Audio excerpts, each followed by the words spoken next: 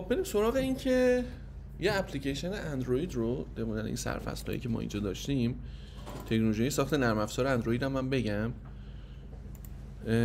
چیزی که ما به اصطلاح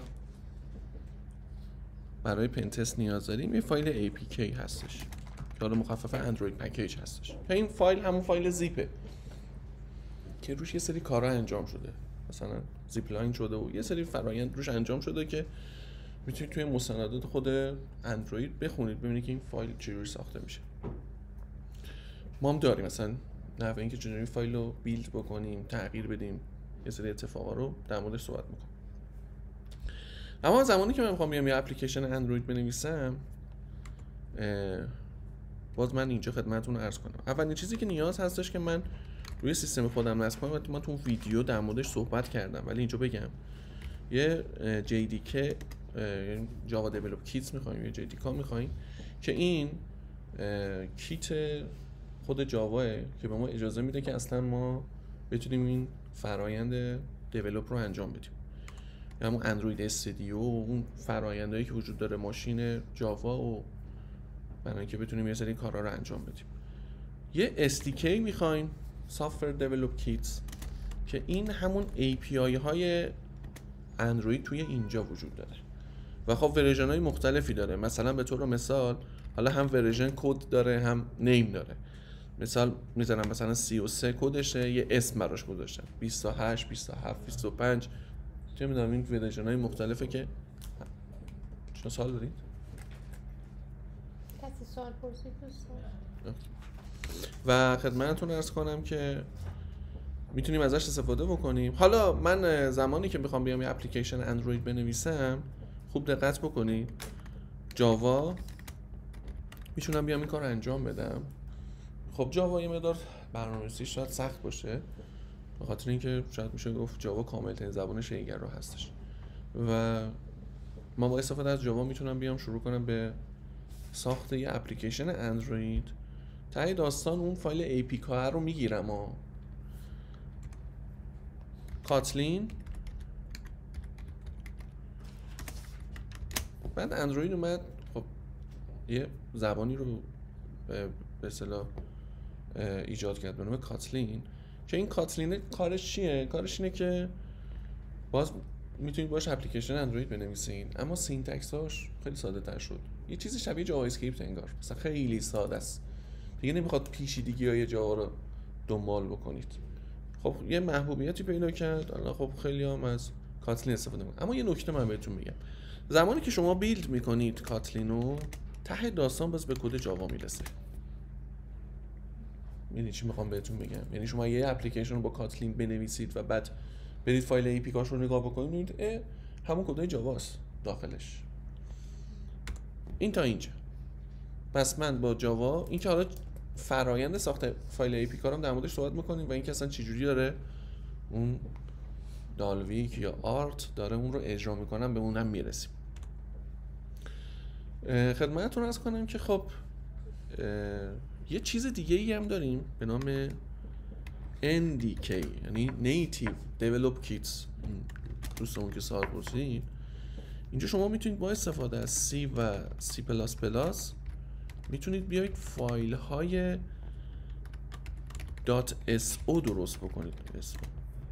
میشه همون فایل های لایبری، حالا به اصطلاح بخوام بهتون بگم میشه همون فایل های لایبری ما، همون لایبرایی که توی سیستم اندروید دیدیم خودمون هم میتونیم یه لایبرری بنویسیم. حالا چرا لایبرری بنویسیم؟ یه دلیلش میتونه به خاطر امنیت باشه، یه دلیلش میتونه به خاطر سرعت باشه. مثلا اگر شما نرم افزار واتساپ رو ریورزش بکنید میبینید که یه پوشه‌ای داره به نام لیب که جلوتر در موردش صحبت میکنم، یه سری فایل‌های SO داره و برای هر معماری هم متفاوته، مثلا x86 به اصطلاح آرم V7 آرم V8 که اومده مثلا به طور مثال برای چه میدونم کامیونیکیشن کردن ویدیو و تصویر از اون داره استفاده میکنه. یه سری چیزای دیگه، بحثای رمزنگاریش ممکنه کتابخونه خودشون نوشته باشه. روی این بخش هم حتما تو بخشای آخر کلاس صحبت میکنیم، چون جلودر خدمتتون عرض میکنم که چه اتفاقی برای این جاوا و کاتلین میفته. یه سری هم پروژه ها هم قدیم بوده، الان دیگه وجود نداره، به صورت هایبرید بودن. یعنی شما میتونستی با جاوا اسکریپت که الان خیلی منسوخ شده، جاوا اسکریپت و وب ویو میتونستید بیاید اپلیکیشن بنویسید. معروف ترینشون آپاچی کوردوبا بود که یه مدت هم خیلی باب شده بود، خیلی میمدن از اون مینوشتن. چرا؟ چون هم خروجی اندروید میداد هم خروجی آی او اس میتونستی بگیری، ولی خب چون مبتنی بر وب ویو بود خیلی رندرینگ خوبی نداشت، خیلی گیر و مشکلات داشت. بعد اومدن چیکار کردن؟ اومدن یه سری پروژه ها درست کردن به عنوان نیتیو، مثل فلاتر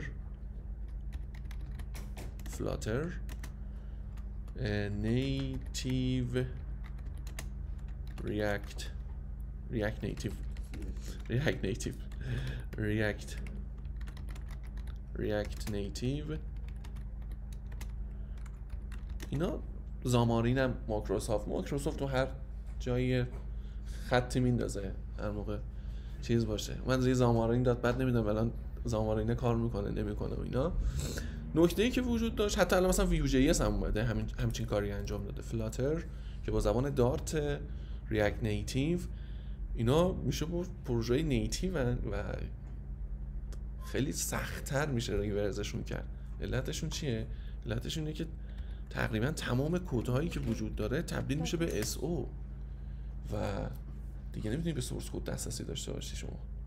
و یه مزیت داره، کراس پلتفرم دیگه، یعنی میتونی هم برای اندروید هم برای آی او اس بیلد بگیری و نیتیو هم هستش. نیتیوه، یه وب ویویی نیست. یعنی وقتی شما یه باتن میگی بذار، باتن میذاره واقعا برات. میگی مثلا ریسایکل ویو بذار، ریسایکل ویو میذاره. اگه بگی فلان، این کارو براتون میکنه. یه نکته در مورد این اندیکی هم من بگم.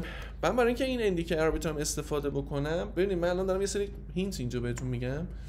این هینت ها خدمتتون عرض کنم که توی بحث ریورز و تو بحث هوک کردن بهتون کمک میکنه. اگر اندروید رو یاد بگیرید، من توی حالا کانال و توی گروه دوره که فکر کنم 9 تا 8 تا پارت ویدیو اندروید گذاشتم که میام یه اپلیکیشن مینویسم، کامیونیکیشنش با وب سرویس رو میگم و از متریال استفاده میکنم. بد نیستش، دوره‌ای که شاید میتونید ازش استفاده بکنید، کاربردی هستش دیگه، واقعا پروژه محور. یه نکته‌ای که وجود داره، اگه شما اندروید رو یاد بگیرید، جاوا رو یاد بگیرید، توی بحث ریورس کردن و توی بحث فریدا و هوک کردن خیلی جلوترید. اگه بلد نباشید بعد کورکورانه برید جلو و این یه مقدار شاید شما رو اذیت کنه. توی اندیکی ما وقتی میگیم اندیکی می‌نویسیم، فایل اس او درست می‌کنیم، خب جاوا چجوری از این استفاده می‌کنه، چجوری بهش رفرنس میده؟ یه چیزی داریم به نام JNI، جاوا نیتیو اینترفیس، که میاد چیکار میکنه؟ اصلا یه دستوری داره به نام، فکر کنم دستورش هم این بود، system.load library. من یه دقیقه سرچ بکنم چی بود؟ می‌خواستم کاما نقطه بزنم، چی شد؟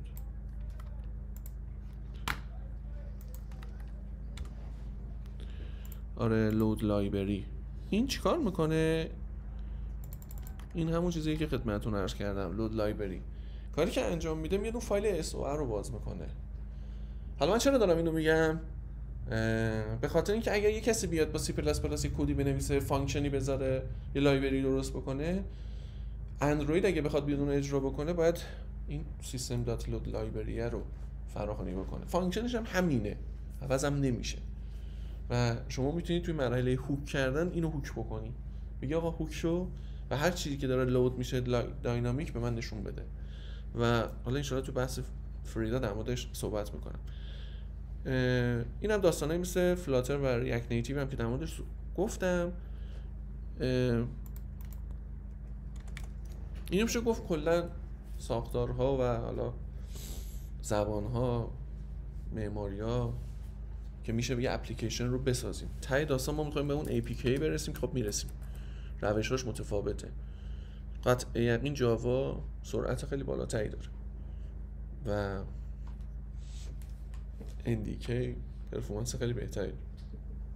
اینجا دیگه حالا رو گفتنی مثل همون خودروها هستن و با آپشناش. این از این موضوع.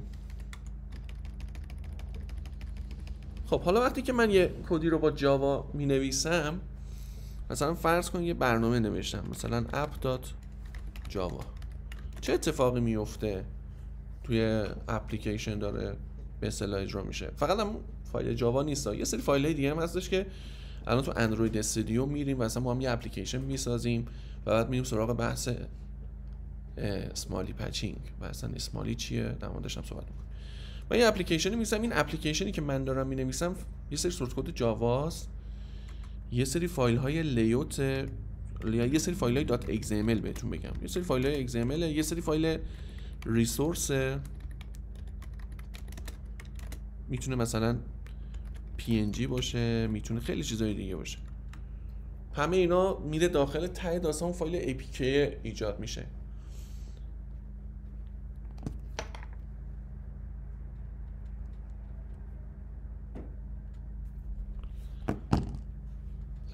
عرضم به خدمتتون که وقتی من یه فایل رو می نویسم، کامپایلر حالا همون فرآیند اندروید استودیو میاد این فایل رو تبدیل میکنه به app.class.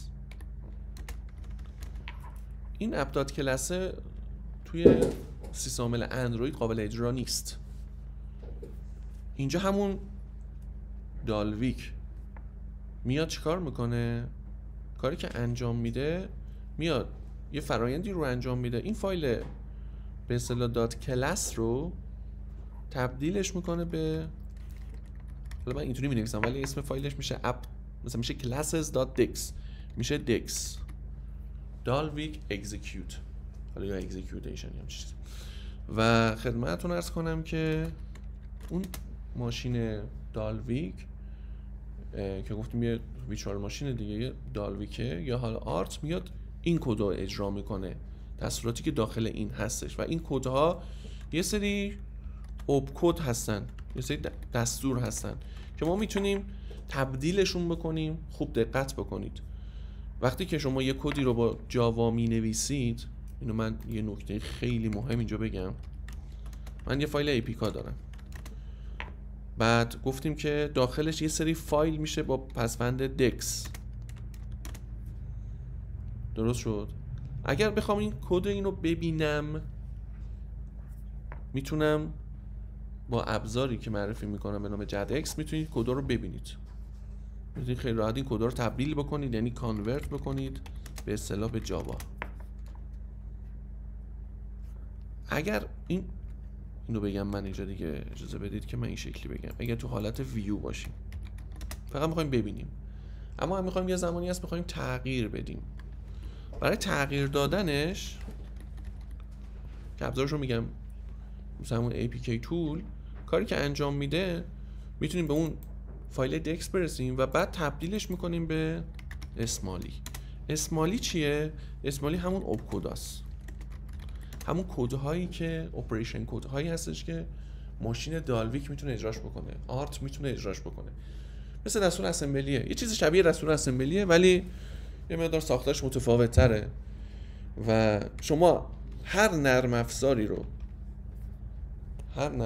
رو که فایل APK داشته باشه و قسمت کد جاواش رو میتونید تغییر بدید، حالا چه توی منابعش، چه تو بحث فایل‌های XMLش، توی فایل‌های جاوا کدش. توی بحث فایل‌های SO هم نمیتونیم حالا به اون شکل خیلی تغییر بدیم، ولی میتونیم بایتاش رو به اصطلاح دستکاری کنیم، ولی توی به اصطلاح اسمالی میتونیم خیلی کار رو انجام بدیم.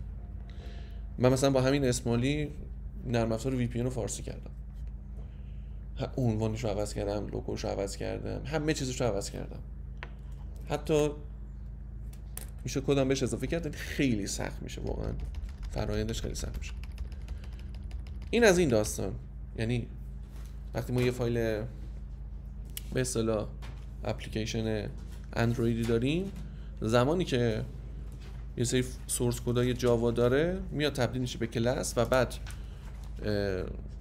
اون فایل ها تبدیل میشه به یه سری فایل های دکس که این فایل دکس یه سری توش اوبکده، یه سری دستور عمله که اون دالویک یا آرت میاد این کدا رو اجرا میکنه. توی فایل ایپیکا اصلا تو پارت بعدی در موردش صحبت میکنم. ساختار متفاوتی داریم که در موردش صحبت میکنم و نکته‌ای که وجود داره به راحتی ما میتونیم کدای جاوا رو تبدیل بکنیم.